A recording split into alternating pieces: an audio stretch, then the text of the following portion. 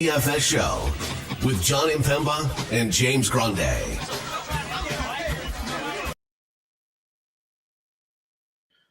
What is going on, FANation? John Impemba here with Iggy Gilbert here for the NBA DFS Playbook live show. No James Grande today. He'll be back tomorrow. We got our guy Iggy, you know him obviously from Fantasy Alarm, doing all your NBA best bets articles, your NBA predictions articles, your IDP reports during the fantasy football season. So no stranger to the Fantasy Alarm family here. But I think this is the first time you and I have done an NBA DFS show together here, Iggy. I believe it is. This is my second DFS show, but I believe I covered for you in the previous one. So, yeah, it's our first one together. So, honored to be here. Thanks for having me.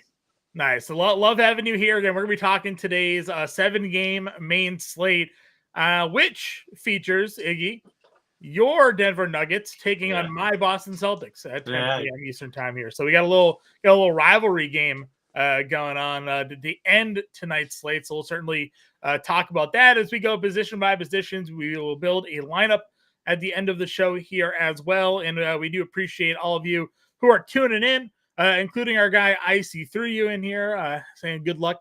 Let's go. All had ourselves a pretty interesting finish.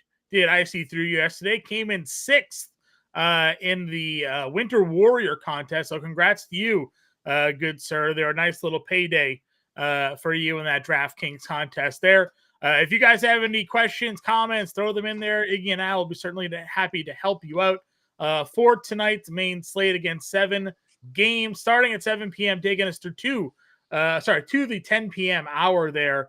Prime 8 also in our Discord in the chat saying what's up, fam. So we got that going on. Iggy, today, like many days in the NBA, is full of injury news.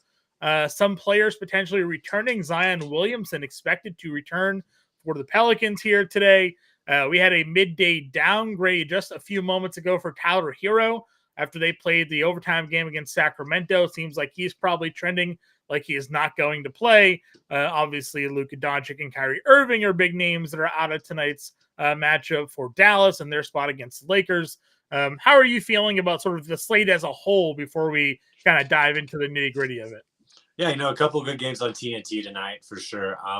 Teams playing in back-to-backs, that's going to start happening more frequently as we kind of get into the meat of the season before the All-Star break. So always keep that in mind. Like you said, Tyler Hero, that Heat game went to double overtime. We were successful on our best bets due to it. Thank you, DeMar DeRozan, with the sweep there. But, yeah, just be mindful of guys playing back-to-back. Some players play well. The Nuggets are 7-0 on back-to-back, so some of those players actually play well. So don't just be blanketing the whole statement, but watch out for players that are going to get rest, i.e. veterans, and look for an uptick possibly from younger players that are, as we've seen with Dunn and with other players that are starting to assert themselves more into the starting lineup. Yep. So we'll see how that goes through. Maybe we'll have some more injury clarity as well throughout the slate again. Utah. We'll see if Lauri Markkanen is going to suit up or not. He's missed the last couple of games. Bryce Sensabaugh has been incredible in the 2 games where they've been missing everybody. Now he too, though, questionable for tonight's slate. So we'll see if Bryce Sensabaugh ends up suiting up or not while we're going through this here. But let's kick it off at the point guard position. Trae Young is $9,700. No Jalen Johnson tonight for Atlanta, but they are expected to get Bogdanovich back. They have this matchup on the road against Utah. We have LaMelo Ball at $9,500 at home against Phoenix. Again, Phoenix recently making that rotational change, moving Ryan Dunn and Mason Plumlee into the starting lineup, moving Bradley Beal and Yusuf Nurkic to the bench there. If we're just looking at those 2 top price guards tonight, do you have a lean on your favorite? I probably should say Ball just to replace, James in the lineup. I know he would be happy. Thought he was going to wear his jersey over there. But I don't know if you're going to ask me to take one of those. It's hard not to take Trae Young. He's just so involved with everything Atlanta does. He's such a ball-centric point guard. He's going to attempt threes. He's going to get a lot of assists. And I think Bohan helps his numbers actually as opposed to hurting them. So Utah's like 2-11. Like they won 2 games this season on their home court. So if Lauri Markkanen doesn't go, the biggest threat to this would be a blowout. Yeah, exactly. And I think Atlanta is it 7.5, 6.5 point? Yeah, I believe it was 6.5 last time I looked. It might have been. Yeah, on this one here. And I found that to be kind of low, especially now if they don't end up getting Lauri Markkanen back, that line might move a little bit. But I'm with you there. I like Trae Young a lot. Utah's one of the worst defensive teams in the NBA. They don't really have much on there to stop him. And again, LaMelo Ball is going to be a volume monster here. If you want to pivot down to LaMelo, you certainly can. But you got to remember that they have moving Dunn into that starting lineup. He's one of their better defensive players. It's kind of one of the reasons they made that change here today. So, Warren saying LaMelo for all my money. The minutes are going to be great. 33 minutes out of the jump return from injury. He's going to take 20 to 30 shot attempts. He's going to fill up the stat sheet. But he's going to see a lot of Ryan Dunn here today. So there is at least something like that to take a consideration for us here. What's your thoughts on Steph Curry? $8,700. Again, going up against that Miami team now. Second leg of a back-to-back. Seemingly no Tyler Hero now. I'm going to take out some of the ways Miami might be able to stay competitive in that game. But do you like Steph here at 87?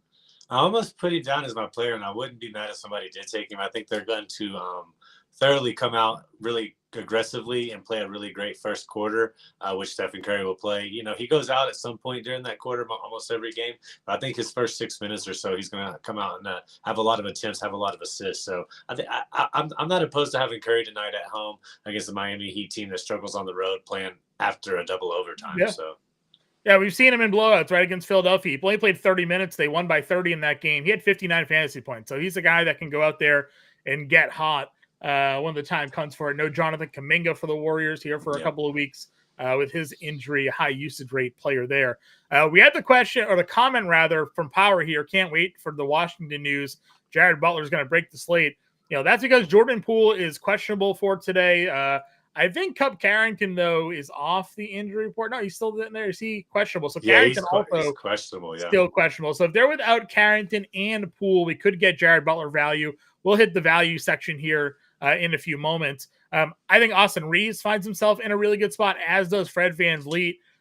Maybe no Jalen Green tonight for Houston. VanVleet without Jalen Green, Jabari Smith, and Tyree Eason on the floor, and over 30% usage rate this season. And again, can't really beat a matchup against Washington. Yeah, Washington's such a go-to, right? I personally like VanVleet could have a good night. I also like Austin Reeves, like you mentioned. I think they're both set up for pretty good matchups tonight.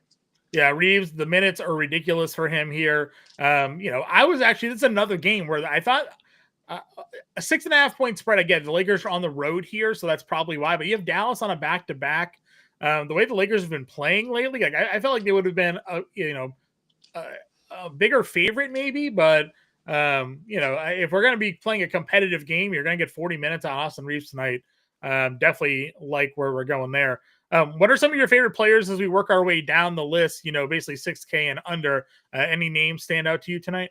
Well, a name that's popped up as questionable is Derek White. He apparently got ill last night. He's from the Denver area, so I figured he would try to push it. But if he doesn't go, take a look at Drew Holiday, because the point line when I last looked at that game was 236.5.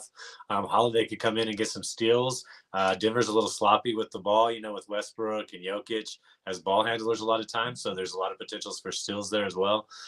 So I just think that Holiday could be a sneaky play. Not like the most affordable, but he's definitely more affordable than some of the names we've mentioned thus far.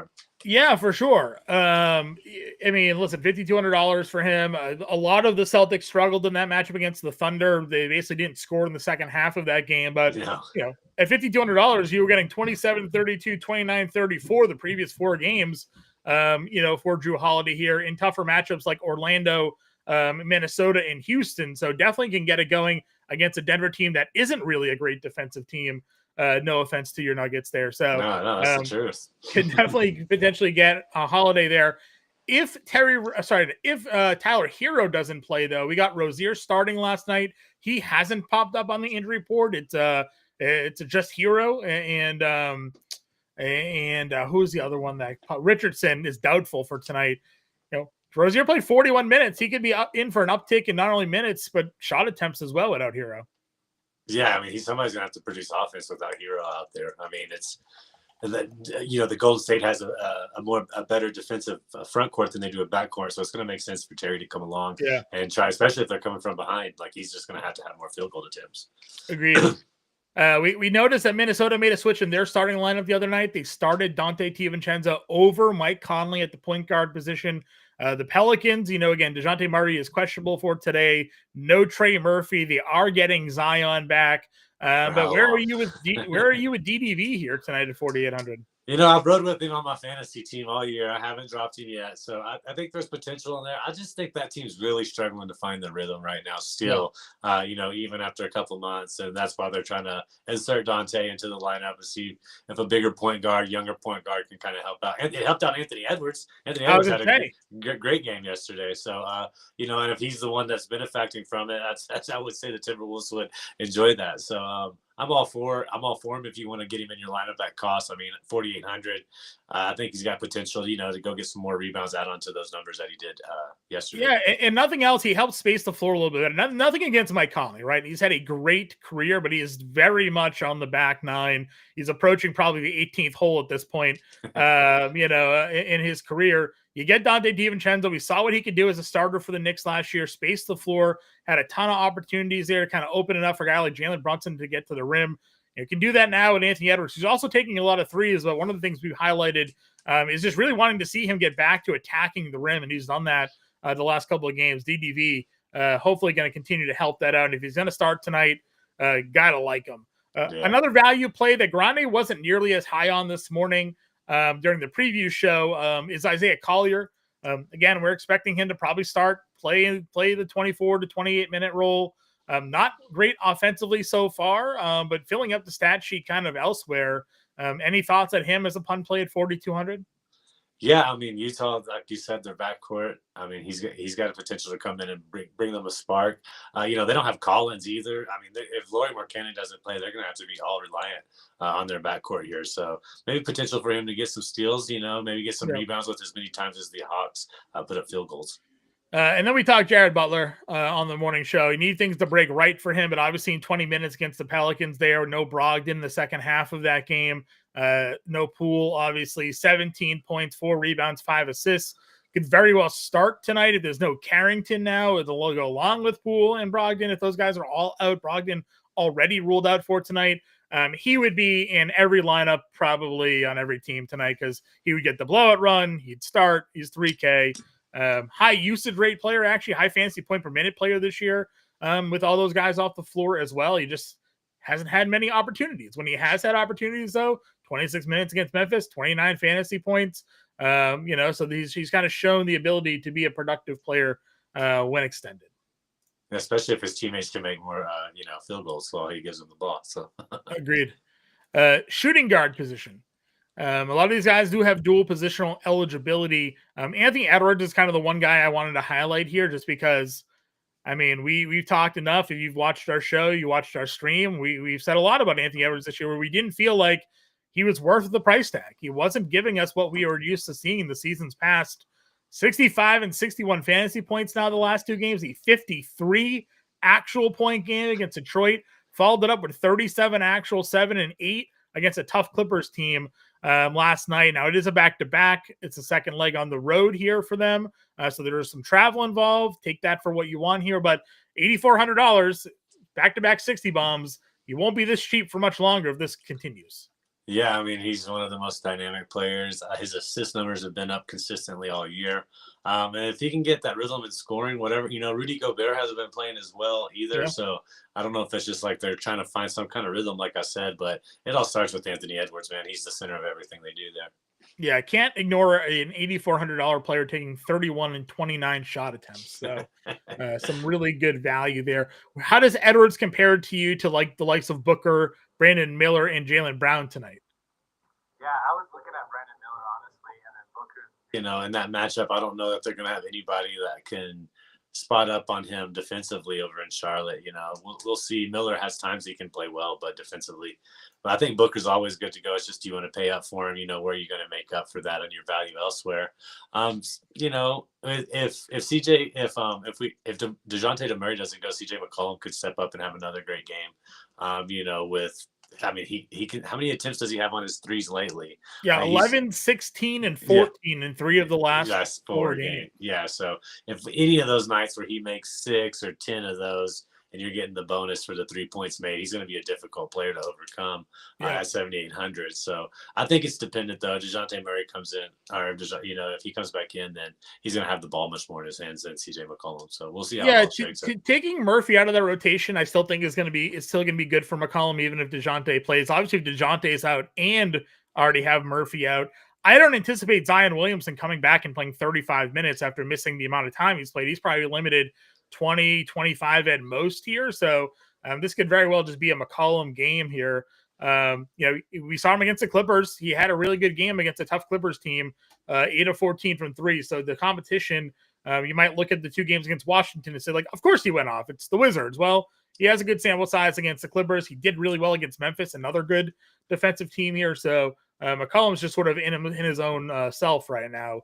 He's very streaky. If you catch him while he's hot, he's a hot hand to ride. But when he's not hot, he's not. It's just one of those things. Agreed. One of the highest rostered players of the slate the other night came through in a big way was Amen Thompson, 23 and 16 starting without Jabari Smith. No Tari Eason again. Should start. He played 41 minutes against the Lakers. Now it is the Wizards. It is a matchup where they're 12.5, I think, point favorites today. Something pretty big on the road. But Thompson's been playing a lot of minutes, and he's a high usage rate player. He is currently our second highest projected player on the slate tonight. Is this a must play for you? Man, Amen Thompson, I just think about what Steven Adams said. He said he's like the most athletic player he's ever been around. And he's been around some pretty athletic players in his time. So, I don't know that he's a must start for me. He should have a great game against Washington. He should continue to have a great game while Smith rehabs his broken hand. So I must start. I don't know. But, if everybody's going to get him in their lineup, and you're playing a GPP, you might look elsewhere. But in a 50-50 or, a single entry, he's definitely got his role there as a scoring guard. Yeah, he was somebody that used to play garbage time minutes when he was coming off the bench. But now that they're starting and they need him to start, I do wonder if this game gets out of hand.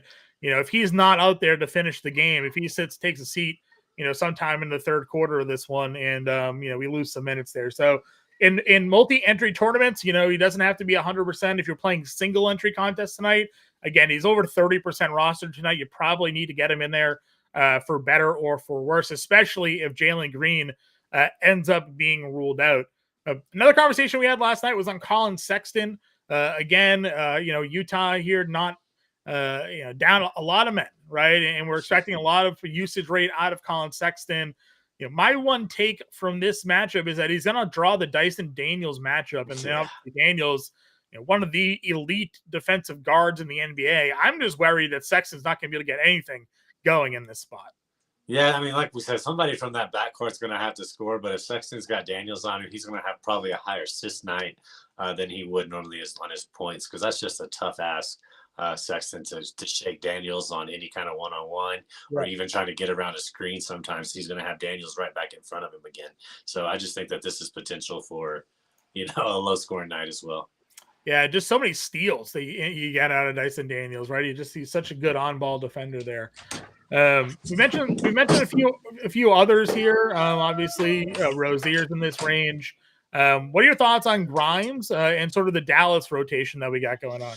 Yeah, man, I was interested. I was looking at that matchup to discuss for the Wager Alarm article, and he's going to get the minutes. It's just, is he going to be effective against what's a pretty big defensive lineup over there for Los Angeles? Yeah, I doubt he'll get.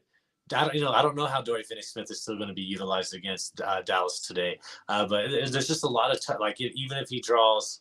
Austin Reeves off of like some kind of high screen roll or something, he's still giving up a lot of size. So I'm just a little worried about how he'll be used tonight. But if you're trying to put together, a GPP lineup, he might be worth the roll for sure. Yeah, I'm trying to figure out like what Dallas does to keep this within the spread. Again, it's 6.5. Someone's got to be scoring for them, and they're starting Najee Marshall at point guard. At least they did last night. We'll see if that happens here again. And we had a question on Jaquez versus Marshall. We'll talk about that in a few moments here. But Dinwiddie came off the bench. Hardy came off the bench. They used a bigger lineup with Marshall, Grimes, Clay, PJ Washington, and Derek Lively. If you're doing the best bets articles, if you take a look at this matchup, do you think the Lakers cover the 6.5 tonight against Dallas? I do. I caught it at 5.5. I watched that line at 4.5 right when it came out. So I was all over it. I was on it over here in the mountains at around 11:30 or so when the lines come out a little earlier than they do out there for the East. And then, I was right away just all about. I don't see how. I mean, AD's expected to play, LeBron's expected to play. Right. Austin Reeves has been dishing out 10 or more assists in like 4 of his last 5 games. That trade has helped him significantly with his confidence or his usage or something, because since then JJ's been getting the best out of him. And I almost don't see how Dallas could cover this spread, especially since they played against Memphis with about the same spread and was demolished. Yeah. The Lakers are playing better. Dallas has lost 7 of their last 10 games. They don't have their 2 best players, so they will absolutely cover this spread. Yeah, I did a 2-team teaser with Atlanta and the Lakers today. Got that down to from 4 down to 2.5 for each. With the 4-point teaser there. So felt good about it anyways to the 6, but I figured why not? We'll just take the tease there. Any other value shooting guards for you? There is Max Christie here playing a whole lot of minutes. Starting. Starting. Doesn't have a high shot volume, but he's kind of doing enough to make up for it in the other categories.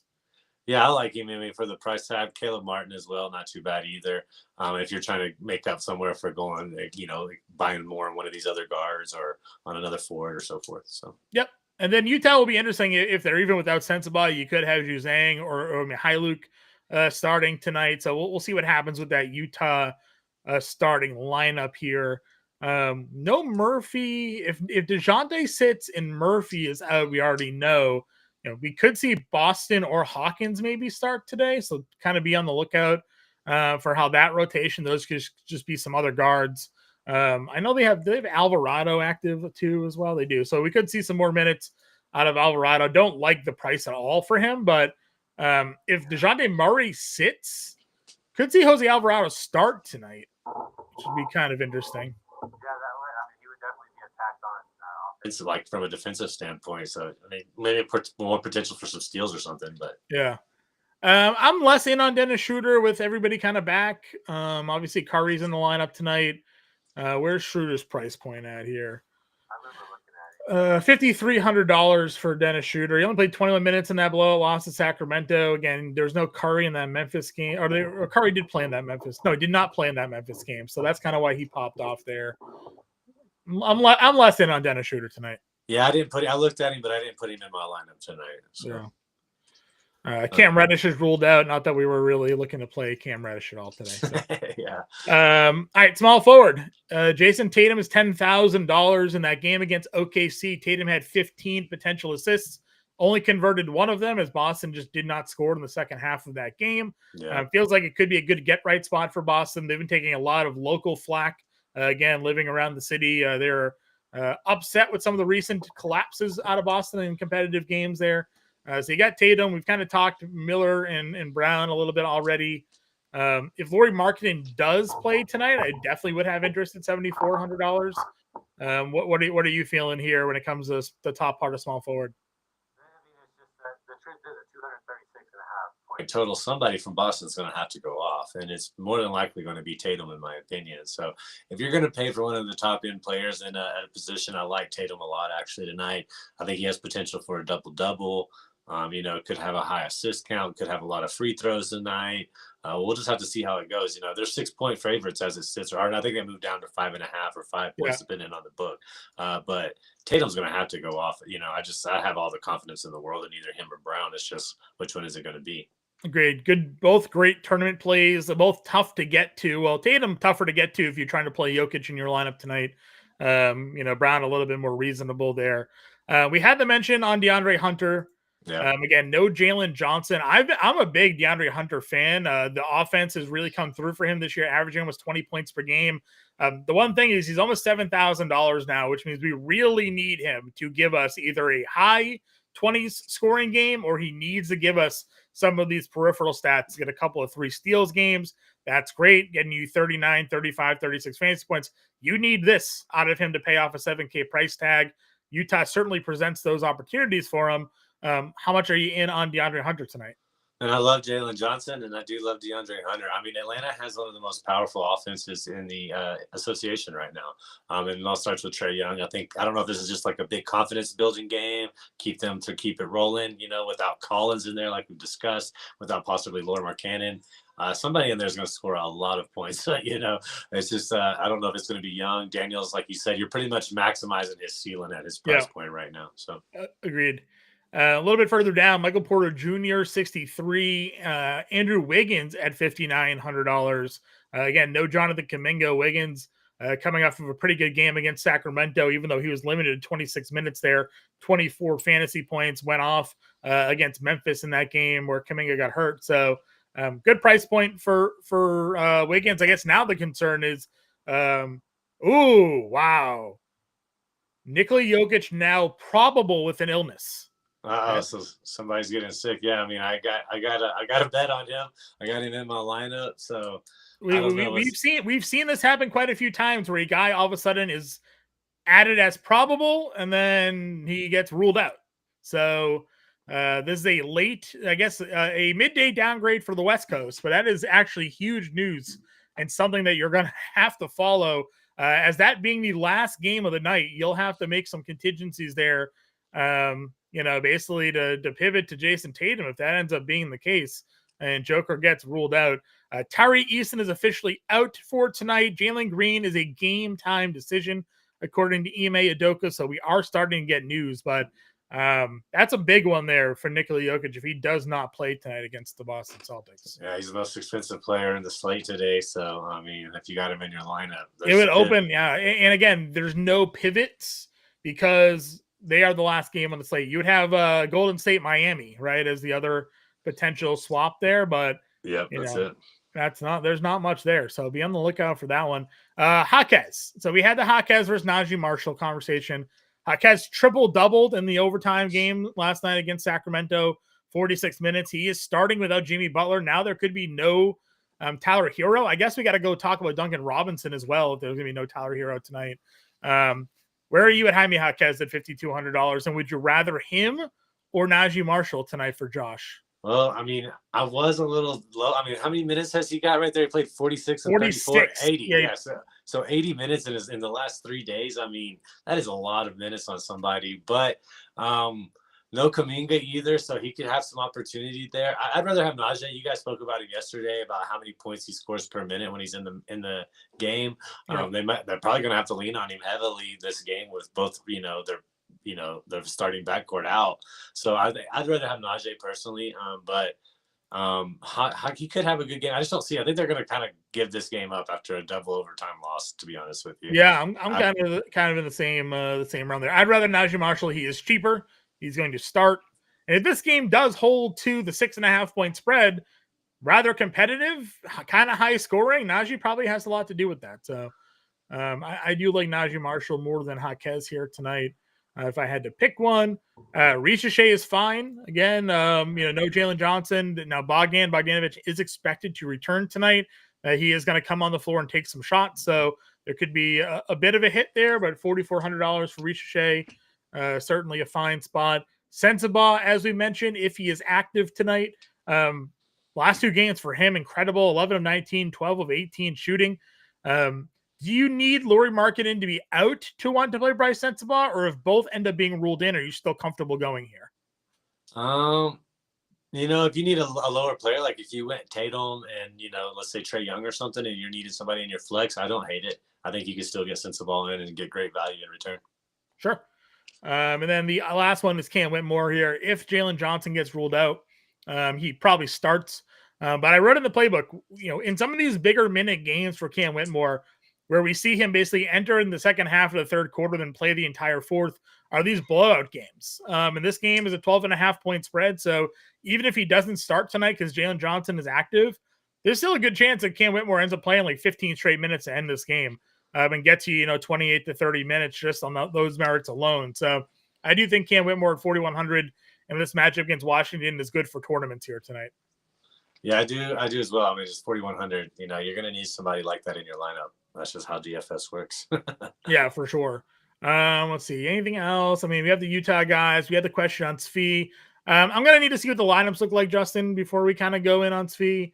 Yes, he did play 20 minutes against Orlando there. Looked pretty good.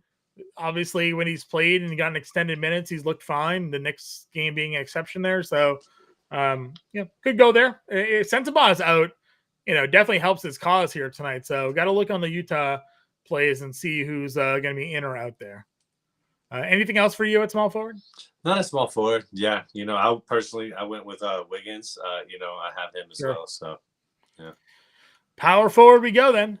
Tatum is up here, which we discussed. They got LeBron James at 98, Kevin Durant at $9,400. And I can't imagine you have any interest in Zion returning, right? 9K is just too much. We don't know what he's going to be playing here. No, I can't trust Zion at all, man. We don't know how long he's going to be playing. So, you just don't know. What are you feeling on LeBron and KD tonight? Either one of them could have a great night. I don't hate it, but I could see either one of them sitting out in a blowout and not playing any minimal fourth quarter minutes, if any at all. So I think it's a risky move. I personally probably would, if you're going to pay it for that much, just go get Tatum. Yeah, I agree. Tatum definitely in a good spot, especially if there ends up being no Jokic tonight. That's something to pay attention to there. One of these guys you kind of already talked about. Where are you with PJ Washington? Man, I'm back and forth on him, honestly. He might have a good game tonight. There's potential there against Los Angeles, but I'm honestly trying to avoid him at 6,700. I just think that I'm not a fan of him right now. Sure. Is it worth paying up for guards like Young and Ball and paying down on bigs? I mean, it really depends on what the rest of your roster looks like there, David, but we definitely like Trae Young and LaMelo tonight. We like Trae Young a little bit more than LaMelo, so I don't necessarily think you need to double spend up on both of those guys. If you're going to pay for Ball and Trae, I'd almost rather pay for Trae and Tatum and go that route if I had to pick. So there's definitely plenty of value guys here that you can talk about. Kuzma also being a value guard or wing rather. Thoughts on Kuzma as these questions are coming in here. 31 minutes started. I would rather definitely play some starting Kuzma even in a tough matchup against Houston. Especially at 6,000. Yeah, great price tag for Kyle Kuzma here. 31 minutes, 13 of 23 from the floor there, 28 actual points. Good spot for him. Just from a pure usage standpoint, if there's no pool, obviously Brogdon's already ruled out. So I definitely like some Kuzma in tournaments tonight. Eric, I'm going Trae over Melo tonight. That's kind of where I'm at for this matchup against Utah for me there. Any other power forwards for you? Again, we talked Wiggins already. Was anybody else kind of popping for you? Am I saying his name right? Vic Krejci? Vic Krejci, yeah. Yeah, man. If he, depending on what's happening over there, Capella's not playing as much. Jalen Johnson, if you need a value play, I mean, he's only 3,200, man. So $3,200? $3,200. So if he just keep an eye on there, even if it's a blowout, he's been getting more. I've had him in my fantasy lineup for the past 2 weeks, just kind of holding on to him, trying to take advantage of low game days. But yeah, take a look at him if you need a low end buy. Okay. And then center position again, for those of you who are just joining us, Nikola Jokic now listed as probable with an illness, but he wasn't on the injury report all day. So that is considered a downgrade and something to watch if you plan on playing Joker. But we went in probably like a 10 or 15 minute rant on the morning show here because we do get a lot of comments in our chat section about the price of Jokic and the merits of spending up for $12,500 in a player like this. The guy's gone for 93, 83, and 82 in 3 of the last 4, 72 fantasy points. He's averaging 70 fantasy points pretty much for the season. He is well worth the price tag if you can go and get him.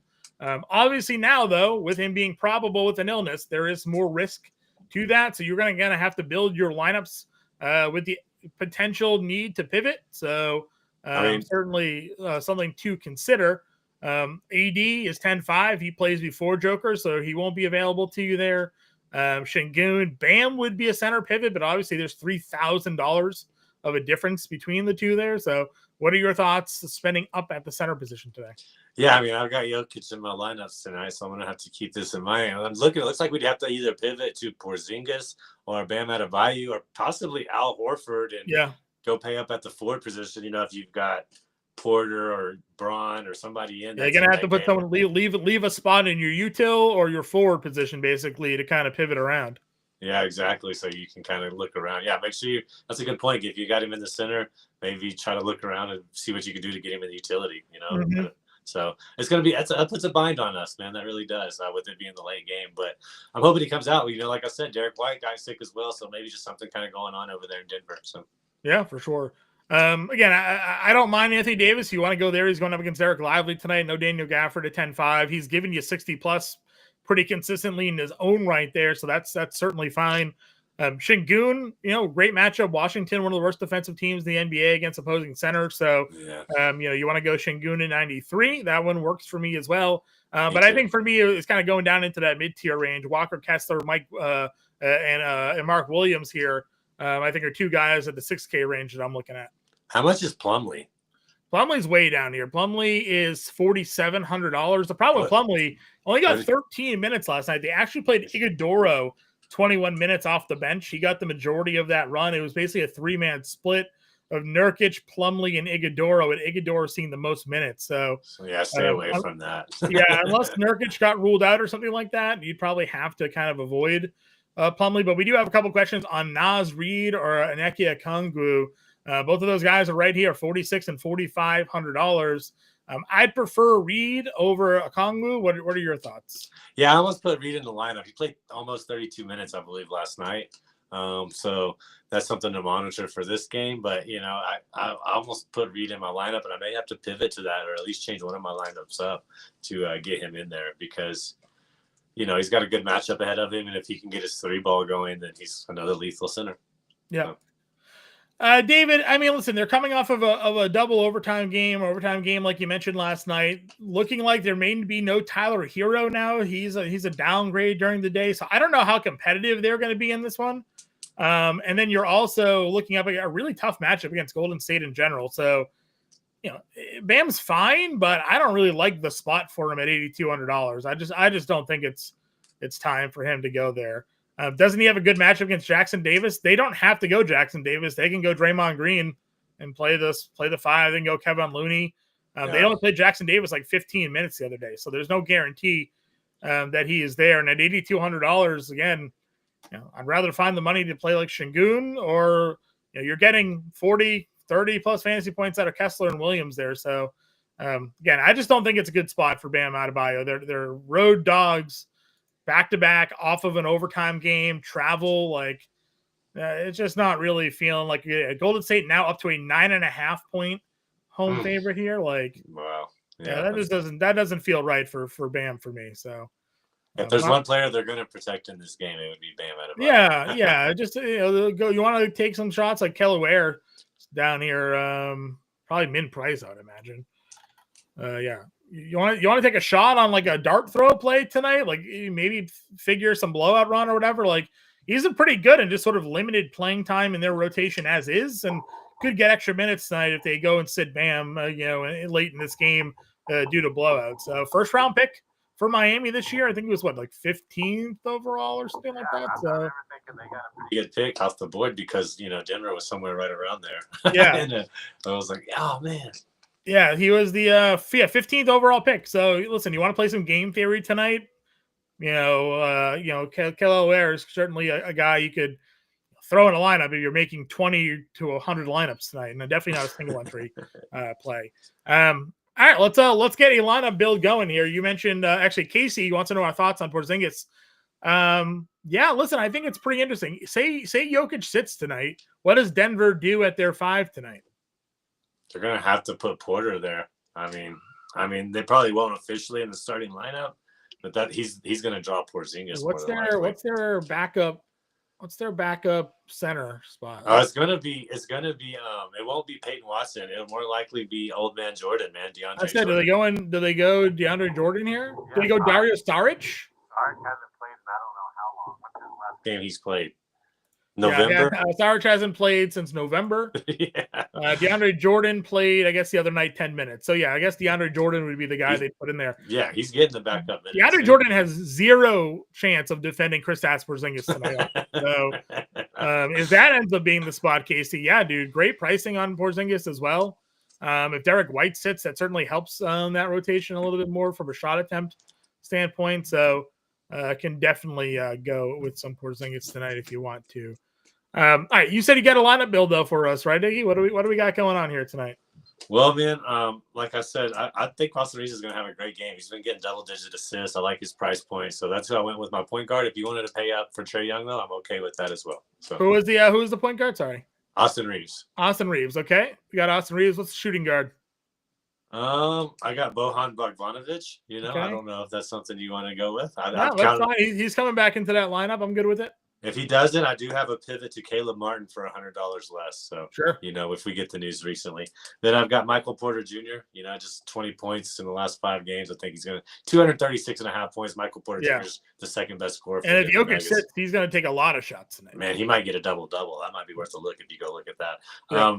Then I went and took Draymond Green. This is maybe the one questionable one, 5,800 right now. I think he's going to have a pretty good game. He's been playing the minutes. He's not. The thing is, if we can get 10 to 15 points from him, he's going to stuff the sheet everywhere else. He's going to get the steals. He's going to. I think last 5 out of the 6 games, he's got at least one category in all the major categories that they keep points on. So I like Draymond Green right there. I think he has potential to have a good game against a tired team. Then I went with Nikola Jokic. We might have to pivot away from that. And then Vic Krejci in my utility, Ryan Dunn as my utility forward, and then Andrew Wiggins as my true utility. So Ryan Dunn's got a great price point at 4,400. Against a bad backcourt. So can have a lot of. Again, rare game for him. No blocks or steals. You'd expect more of those defensive numbers to come through here. So just an example lineup for everybody. If you want to spend 12.5 for Nikola Jokic, you're going to have to go a little stars and scrubby. We'll see if Vic Krejci continues to start. I would imagine we'll see him in that lineup tonight. You got Reeves, Bogdanovich, Porter, Green, Jokic, Krejci, Dunn, and Wiggins for everybody here today. So again, stay on the news. We'll have the playbook updated over on Fantasy Alarm and in the Discord. Iggy, it's been a pleasure here, my friend. Yeah, just real quick, that is a 50-50 lineup, just to clarify for everybody out there. So, thank you for having me, John. I love talking basketball, and make sure to come check out my bets. Yeah, go check out Iggy's best bets for tonight. The playbook is live, everybody. Get in our Discord. We'll be back tomorrow. We'll talk to you then.